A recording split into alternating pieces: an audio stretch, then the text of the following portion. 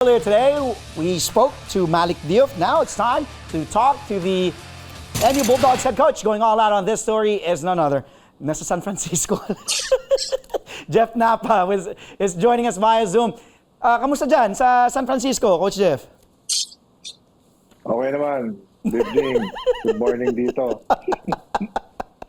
Congratulations, brother. Second win, 2-0. Gaano ka kakontento ngayon sa tinatakbo ng team mo? Alam kong maaga pa, sasabihin mo maaga pa.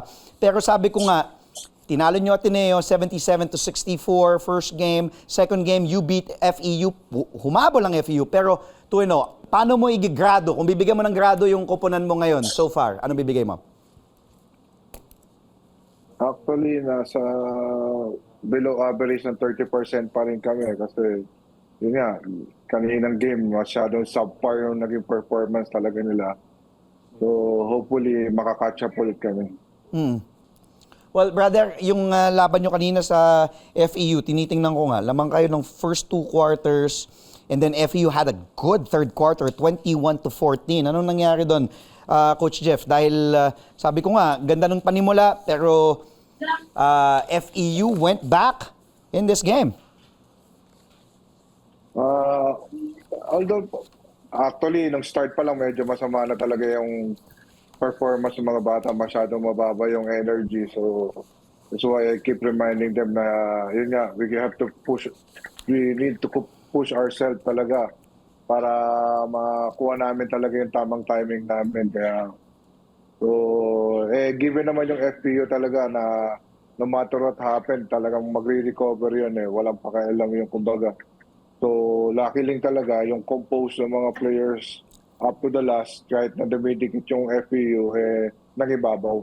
Ano yung mga sinabi mo, Coach Jeff, dun sa mga players mo, lalo na nung naghahabol na tong FEU, dahil at one point, lamang nga kayo ng 18, tapos nung dikita na nung bandang dulo, ano sinabi mo kina Kian, lalo na sa mga veterano mo, kina Malonzo, kina Enriquez, kina Omar Jan, kina Figueroa, anong sinabi mo sa kanila? Meron lang naman ako sinabi sa kanilang napakaganda naman. Yun lang naman yun. Medyo nagising din siguro. Then at the same time, sinabi ko naman talaga sa kanila na hindi kami mananalo individually. Mananalo kami as a group talaga. Pag-usapan natin, Coach Jeff, Kian Baclaan. Grabe ang pinapakita, lalo na in the second game. Well, nung first game, he was just 2 of 6 from the field, 4 points. Pero ito nga kinagandahan sa lineup mo dahil very unpredictable. And ang daming, si Patrick Yu ang gumawa. Si Pat ang gumawa ng first game against Ateneo, 12 points. Steve Nash Enriquez with 10 points in that first game.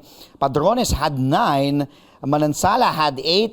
And Palacielo also with 8. Today, Baclaan had 15, Malonzo had 10, Enriquez had 9, Omar Jan had 9, Figueroa had 8. But how about Kian Baclaan? Focus tayo sa kanya dahil almost a triple-double for him. 15, 11, and 7 assists, also 4 steals. Yun nga, siguro for the past few days, medyo nakakarinig sila sa akin ng hindi maganda kasi the way we perform on our practice, talagang siguro yung mentality ng bata talaga na baka ayaw nilang makarinig bukas ng kung ano sa akin dahil siyempre we are based on our performance talaga day in, day out. So at least yung maturity niya, being a point guard, lumalabas ngayon, yun naman yung hinahanap ko din talaga sa although only second year talaga, silang dalawa ni Nash talaga at saka ni Pat ang magiging leader ng team na to. Coach, dami ko pang gustong tanong sa'yo pero 8:50 na, kulang tayo sa oras. Susunod yung laban ay against UP. And so far, so good din ang UP. Very dominant. Pero sabi ko nga din, NU is also a team to watch out for. I'm looking at your numbers dahil today, 34 bench points and 37 yung starters points. Balanse. Nakita ko, ito yung inanalyze ko yung stat sheet. Nung against Ateneo, 44 yung bench points and 33 yung starter points nyo. Etong UP malalim din. Anong, without giving away much, anong magiging diskarte against UP, which we know also touted to be contenders this season? And number one, yun nga, we have to play in a right way na gusto namin talaga. Then we have to come out strong, aggressive pa rin talaga. Kasi siyempre, yun nga, given UP is very strong team talaga. pagtutulog-tulog ko dyan, medyo may kalalagyan ka talaga dyan. So, on Saturday, we have to be ready. Actually, dapat hindi lang Saturday. On tomorrow's practice, we have to be ready talaga na set our mind na against UP talaga.